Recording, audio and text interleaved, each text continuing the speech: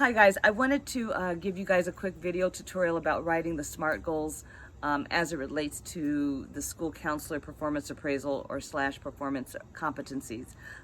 Georgia brought up a really good question. I figured if it was a question for her, then you all not only have that question, but you all more than likely have been texting back and forth about the confusion regarding writing the SMART goals. So I wanted to clear that up for you.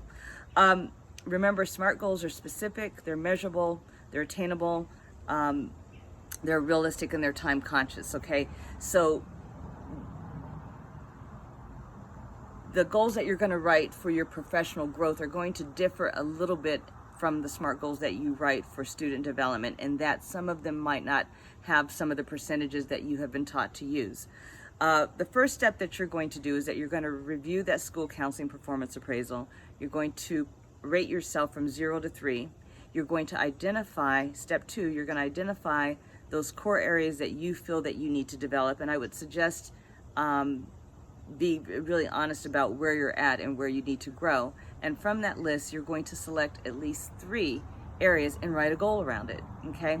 So for example, and keeping in mind, you're not gonna, some of these goals aren't probably going to be able to be quantified through percentages. It'll be able to be quantified in other ways. So for example, if one of the core areas that I feel that I need to work on is demonstrating a belief that school counseling programs promote and enhance student academic, career, and social emotional outcomes, then my SMART goal is going to be, by June 2020, I will increase my knowledge of trends governing career readiness and facilitate at least one career-oriented program for rising juniors.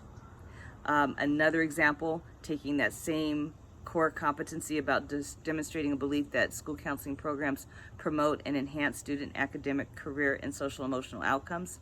An additional goal might be, by June 2020, I will facilitate a minimum of 2 career development workshops and increase career readiness program participation from 10% to 50%. So I hope that helps. I can go on and on about this.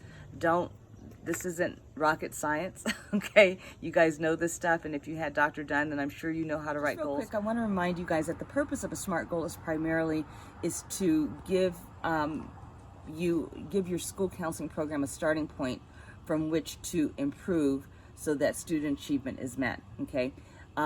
You can also, and it would be a best practice to also considering writing a SMART goal for your own professional performance, because the school counseling program cannot exist or cannot thrive unless you're thriving professionally. And so the purpose of this assignment is to make sure that you're starting to look at and be more reflective of where you are in your practice, to give yourself, to assess your skill set using that performance appraisal, and pulling out those areas that you need to improve on and writing a goal around it.